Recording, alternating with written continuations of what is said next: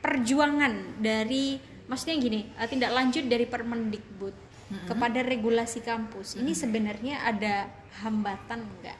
Oh, oke. Kebetulan kampus kami itu ininya apa namanya? Secara apa? Grafik? Ya, ikutnya di Oh, Kementerian Agama. induknya. Ya, induknya Oh, di ya, Kementerian oke. Agama, bukan di Kemendikbud. Oleh karenanya peraturan yang menjadi turunannya menjadi yang atas itu, jadi pakainya SK Dirjen Oh, bukan yang gitu. Permendikbud itu. Nah, kalau di SK Dirjen, mandat dari SK Dirjen itu agar setiap kampus di bawah naungan Kementerian Agama itu memiliki SK yang berkaitan tentang pencegahan dan penanganan kekerasan seksual yang ada di kampus sebetulnya. Nah, untuk semua kampus tanpa terkecuali, gitu. Nah, salah satunya kemudian di kampus kami kita realisasikan melalui SK Rektor tersebut yang ada di nomor 300 tahun 2020. Ya, sudah ada SK Rektor itu. Tapi meskipun sudah hampir 2 tahun SK Rektor itu, tapi bukan berarti kemudian langsung wah ini sudah bagus nih, enggak.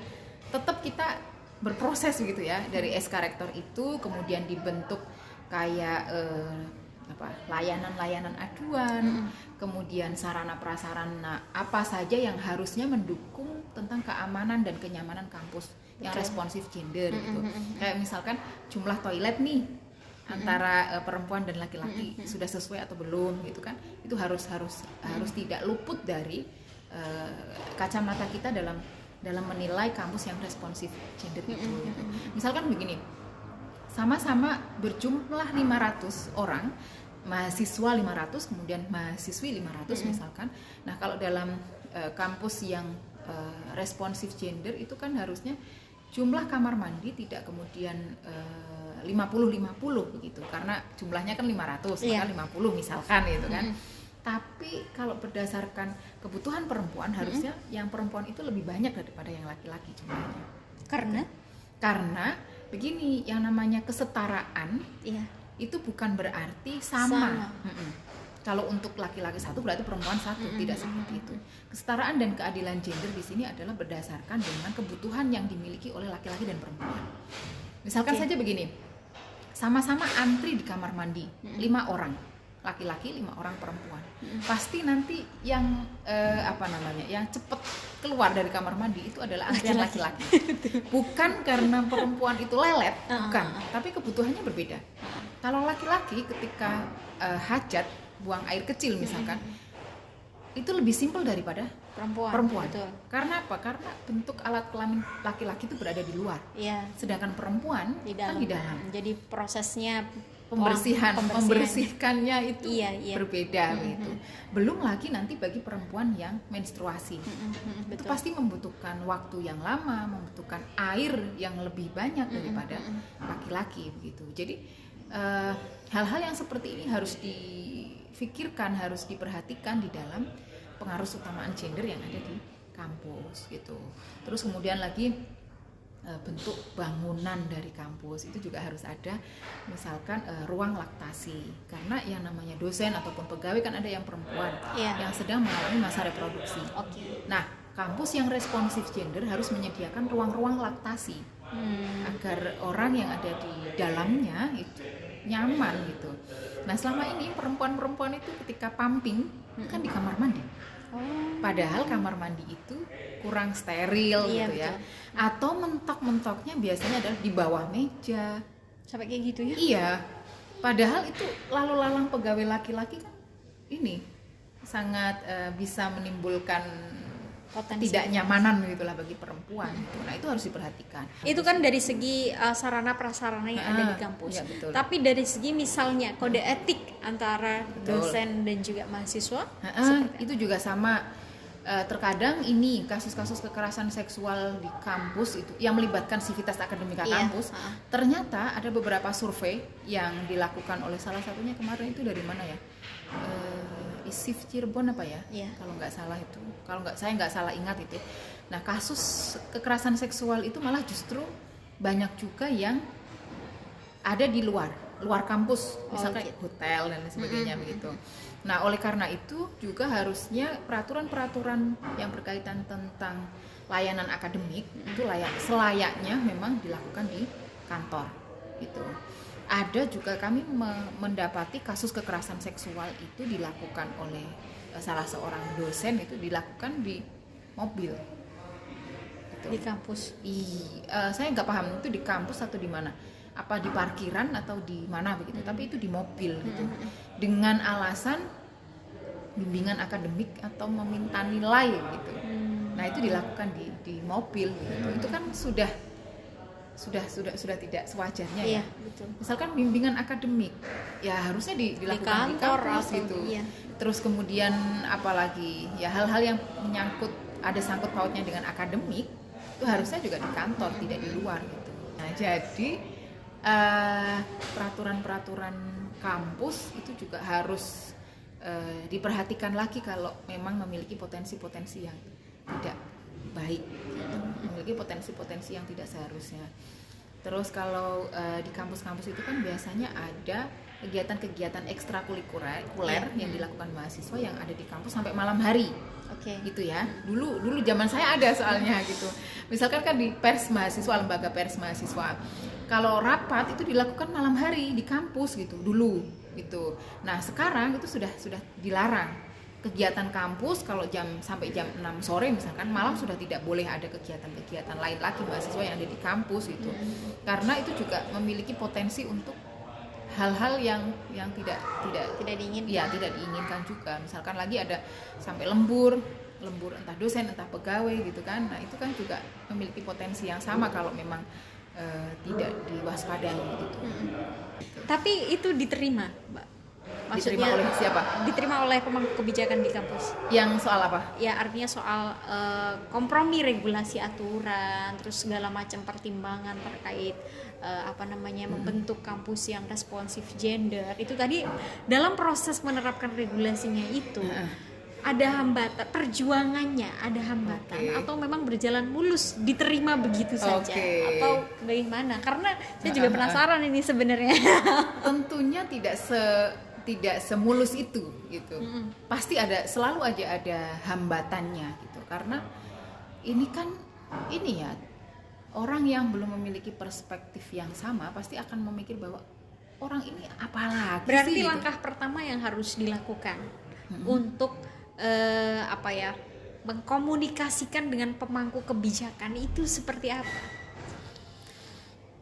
Oke, jadi yang pernah kami lakukan itu mengajak dialog gitu antara orang-orang yang di kampus kami ada yang namanya gender focal point gitu. Jadi orang-orang terdiri dari dosen dan pegawai.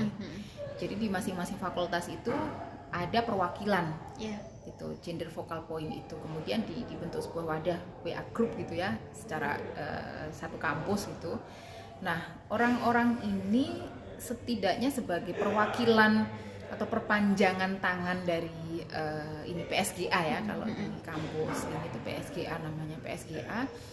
Pusat Studi Gender dan Anak ya, untuk menyebarluaskan nilai-nilai keadilan gender di fakultas masing-masing gitu.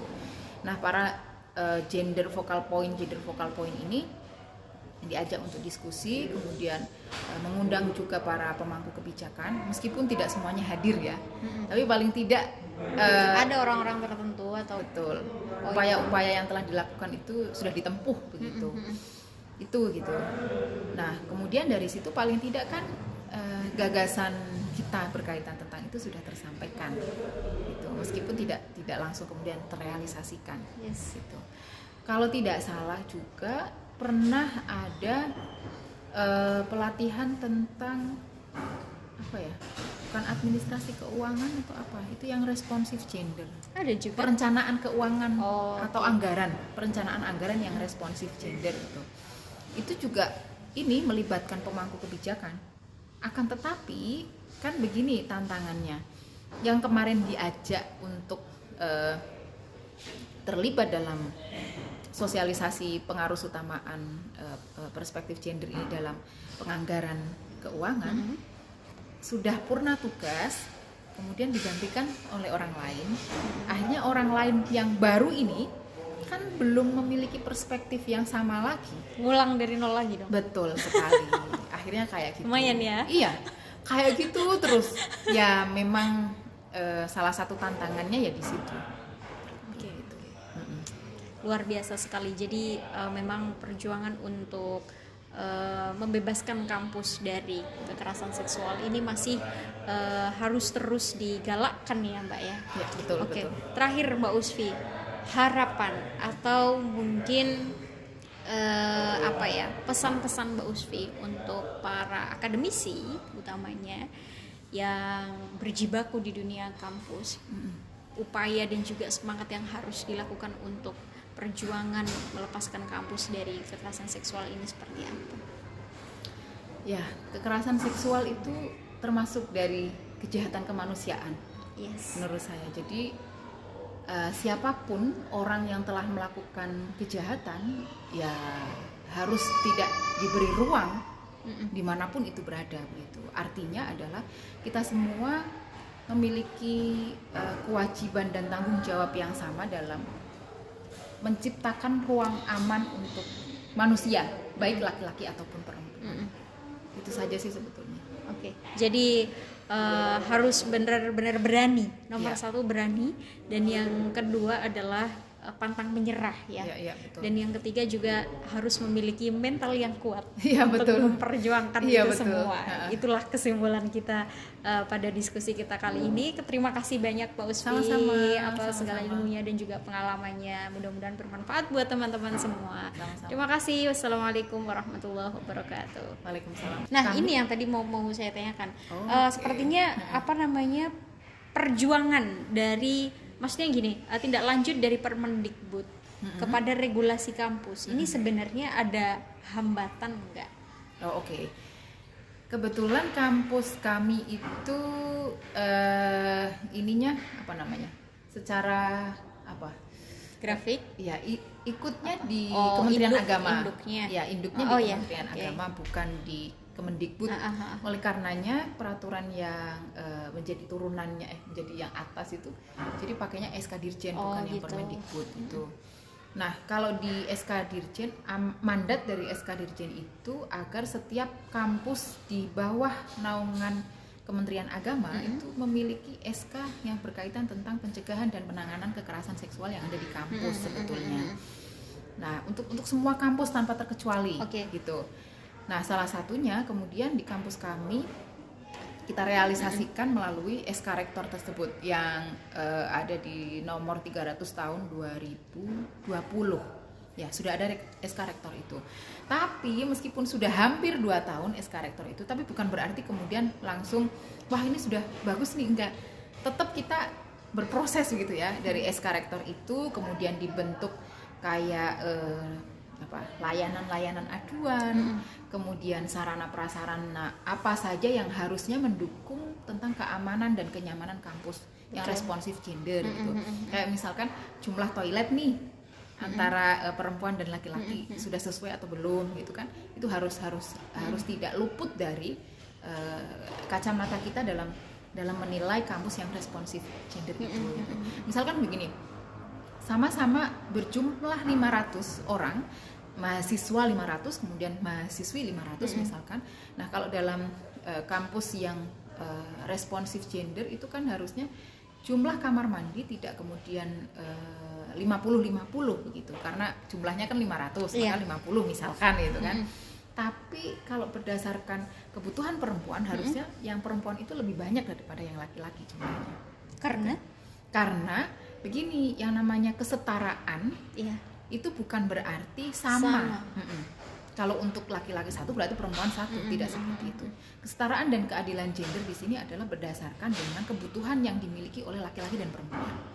Misalkan saja begini, sama-sama antri di kamar mandi, 5 orang laki-laki, 5 orang perempuan.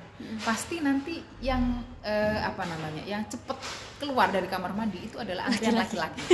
Bukan karena perempuan itu lelet, bukan, tapi kebutuhannya berbeda.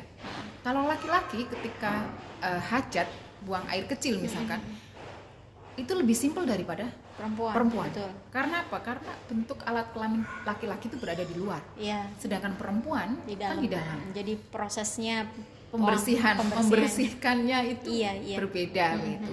Belum lagi nanti bagi perempuan yang menstruasi, itu Betul. pasti membutuhkan waktu yang lama, membutuhkan air yang lebih banyak daripada laki-laki begitu. Jadi hal-hal yang seperti ini harus difikirkan, harus diperhatikan di dalam pengaruh utamaan gender yang ada di kampus gitu.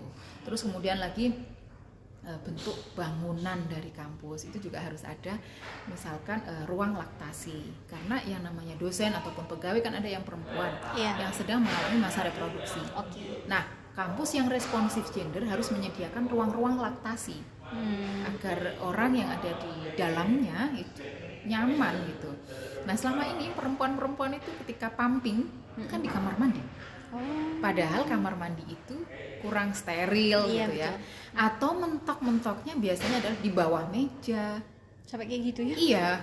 Padahal itu lalu lalang pegawai laki-laki kan ini sangat bisa menimbulkan ketidaknyamanan gitulah bagi perempuan gitu. Nah, itu harus diperhatikan. Itu kan dari segi sarana prasarana yang ada di kampus. Ya, betul. Tapi dari segi misalnya kode etik antara dosen dan juga mahasiswa itu juga sama. Terkadang ini kasus-kasus kekerasan seksual di kampus itu yang melibatkan sivitas akademika kampus, ternyata ada beberapa survei yang dilakukan oleh salah satunya kemarin itu dari mana ya, ISIF Cirebon apa ya, kalau nggak salah itu, saya nggak salah ingat itu. Nah, kasus kekerasan seksual itu malah justru banyak juga yang ada di luar kampus, misalnya hotel dan sebagainya begitu. Nah, oleh karena itu juga harusnya peraturan-peraturan yang berkaitan tentang layanan akademik itu selayaknya memang dilakukan di kantor gitu. Ada juga kami mendapati kasus kekerasan seksual itu dilakukan oleh salah seorang dosen, itu dilakukan di mobil gitu. Di kampus. Saya nggak paham itu di kampus atau di mana, apa di parkiran atau di mana begitu, tapi itu di mobil gitu, dengan alasan bimbingan akademik atau meminta nilai gitu. Nah, itu dilakukan di mobil gitu. Itu kan sudah tidak sewajarnya ya. Betul. Misalkan bimbingan akademik ya harusnya dilakukan di kampus gitu. Terus kemudian apalagi ya hal-hal yang ada sangkut pautnya dengan akademik itu harusnya juga di kantor, tidak di luar gitu. Nah, jadi peraturan-peraturan kampus itu juga harus diperhatikan lagi kalau memang memiliki potensi-potensi yang tidak baik gitu. Memiliki potensi-potensi yang tidak seharusnya. Terus kalau di kampus-kampus itu kan biasanya ada kegiatan-kegiatan ekstrakurikuler yang dilakukan mahasiswa yang ada di kampus sampai malam hari. Gitu ya. Dulu zaman saya ada soalnya gitu. Misalkan kan di pers mahasiswa, lembaga pers mahasiswa, kalau rapat itu dilakukan malam hari di kampus gitu dulu gitu. Nah, sekarang itu sudah dilarang. Kegiatan kampus kalau sampai jam 6 sore misalkan, malam sudah tidak boleh ada kegiatan-kegiatan lain lagi mahasiswa yang ada di kampus gitu. Karena itu juga memiliki potensi untuk hal-hal yang tidak diinginkan. Ya, tidak diinginkan juga. Misalkan lagi ada sampai lembur entah dosen entah pegawai gitu kan. Nah, itu kan juga memiliki potensi yang sama kalau memang tidak diwaspadai gitu. Terus kemudian apalagi ya? Biasanya ini soal aturan berbusana nih. Ada juga ya?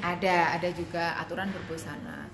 Nah, awalnya aturan berbusana itu misalkan begini, untuk mahasiswi itu kan ada yang pakai jeans ya, celana jeans gitu ya, yang ketat begitu kan. Nah, itu dinilai kurang sopan gitu untuk mahasiswi putri gitu, dinilai tidak sopan. Sehingga kalau dari kacamata agama ini memang diperbolehkan atau tidak diperbolehkan mahasiswi menggunakan celana jeans karena terlalu ketat kan begitu. Nah, akan tetapi ini kemudian tidak dibarengi dengan aturan yang sama untuk laki-laki gitu. Padahal berpotensi untuk menjadi sumber fitnah dari pakaian itu sebetulnya kan antara laki-laki dan perempuan sama saja kan begitu. Tapi selama ini yang ada itu lebih ditekankan kepada perempuan gitu. Apalagi kalau ada misalkan embel-embel lagi tidak boleh memakai pakaian yang terlalu memperlihatkan lekuk tubuh gitu. Nah, kalau sekarang ada perempuan-perempuan atau mahasiswi yang memiliki bentuk tubuh yang mau dipakein apapun itu pasti akan menunjukkan lekuk tubuhnya gitu. Nah, ini kan kayaknya perlu dipahamkan juga bagi pembuat kebijakan begitu. Ya, maksudnya sebetulnya apa sih mengatur pakaian mahasiswa dan mahasiswi ini gitu. Nah, setidaknya aturan yang telah dibuat ini agar tidak mendiskriminasi salah satu orang. Iya. Gitu. Kalau untuk kebaikan bersama, oke, kita juga bukan berarti kemudian tidak sepakat ya. Loh, dilarang untuk memakai jeans ini kan baik karena agar lebih sopan gitu misalkan. Ya oke, memang iya baik gitu. Akan tetapi kemudian tidak terlalu misalkan sampai diperjelas dengan itu tadi loh, aturan tidak boleh memakai jeans yang membentuk tubuh gitu kan. Nah, ini kan sudah agak masuk ke dalam wilayah itu tadi loh. Bagaimana dengan perempuan yang memiliki tubuh kayak begini? Betul. Itu sih salah satunya. Tapi bukan berarti kemudian wah, ini aktivis gender terlalu terlalu ini ribet. Terlalu ribet gitu kan. Iya loh. Kita itu ya, teman-teman dan pokoknya yang concern di isu gender itu mendapatkan label lebih galak daripada yang lain gitu. Tapi itu diterima, Mbak. Maksudnya diterima oleh siapa? Diterima oleh pemangku kebijakan di kampus. Yang soal apa? Ya, artinya soal kompromi regulasi aturan, terus segala macam pertimbangan terkait membentuk kampus yang responsif gender. Itu tadi dalam proses menerapkan regulasinya itu ada hambatan, perjuangannya ada hambatan atau memang berjalan mulus diterima begitu saja atau bagaimana? Karena saya juga penasaran ini sebenarnya. Tentunya tidak semulus itu gitu. Pasti selalu aja ada hambatannya gitu. Karena ini kan orang yang belum memiliki perspektif yang sama pasti akan memikir bahwa orang ini apalagi berarti sih, langkah gitu. Pertama yang harus dilakukan untuk mengkomunikasikan dengan pemangku kebijakan itu seperti apa? Oke, jadi yang pernah kami lakukan itu mengajak dialog gitu antara orang-orang yang ini di kampus kami ada yang namanya gender focal point gitu. Jadi orang-orang terdiri dari dosen dan pegawai. Jadi di masing-masing fakultas itu ada perwakilan gitu, gender focal point itu. Kemudian dibentuk sebuah wadah WA group gitu ya, secara satu kampus gitu. Nah, orang-orang ini setidaknya sebagai perwakilan atau perpanjangan tangan dari ini PSGA ya, kalau di kampus ini itu PSGA namanya, PSGA Pusat Studi Gender dan Anak ya, untuk menyebarluaskan nilai-nilai keadilan gender di fakultas masing-masing itu. Nah, para gender focal point ini diajak untuk diskusi, kemudian mengundang juga para pemangku kebijakan, meskipun tidak semuanya hadir ya, tapi paling tidak ada orang-orang tertentu atau betul upaya-upaya yang telah dilakukan itu sudah ditempuh begitu. Itu gitu. Nah, kemudian dari situ paling tidak kan gagasan kita berkaitan tentang itu sudah tersampaikan gitu, meskipun tidak langsung kemudian terrealisasikan gitu. Kalau tidak salah juga pernah ada pelatihan tentang bukan administrasi keuangan atau apa, itu yang responsif gender. Ada juga perencanaan keuangan atau perencanaan anggaran yang responsif gender itu juga ini melibatkan pemangku kebijakan. Akan tetapi kan begini tantangannya, yang kemarin diajak untuk terlibat dalam sosialisasi pengaruh utamaan perspektif gender ini dalam penganggaran keuangan sudah purna tugas, kemudian digantikan oleh orang lain. Akhirnya orang lain yang baru ini kan belum memiliki perspektif yang sama lagi. Ngulang dari nol lagi dong. Betul sekali. Akhirnya kayak gitu. Lumayan ya. Iya, kayak gitu terus. Ya memang salah satu tantangannya ya di situ. Oke. Luar biasa sekali. Jadi memang perjuangan untuk membebaskan kampus dari kekerasan seksual ini masih harus terus digalakkan ya Mbak ya. Ya betul. Oke. Betul. Terakhir Mbak Usfi, harapan atau mungkin pesan-pesan Mbak Usfi untuk para akademisi utamanya yang berjibaku di dunia kampus, upaya dan juga semangat yang harus dilakukan untuk perjuangan melepaskan kampus dari kekerasan seksual ini seperti apa? Ya, kekerasan seksual itu termasuk dari kejahatan kemanusiaan. Yes. Menurut saya. Jadi siapapun orang yang telah melakukan kejahatan ya harus tidak diberi ruang dimanapun itu berada begitu. Artinya adalah kita semua memiliki kewajiban dan tanggung jawab yang sama dalam menciptakan ruang aman untuk manusia, baik laki-laki ataupun perempuan. Itu saja sih sebetulnya. Oke. Jadi harus benar-benar berani. Nomor satu berani, dan yang kedua adalah pantang menyerah ya. Betul. Dan yang ketiga juga harus memiliki mental yang kuat untuk betul. Memperjuangkan itu betul. semua. Itulah kesimpulan kita pada diskusi kita kali ini. Terima kasih banyak Pak Usfi atas segala ilmunya dan juga pengalamannya. Mudah-mudahan bermanfaat buat teman-teman semua. Sama-sama. Terima kasih. Wassalamualaikum warahmatullahi wabarakatuh. Waalaikumsalam.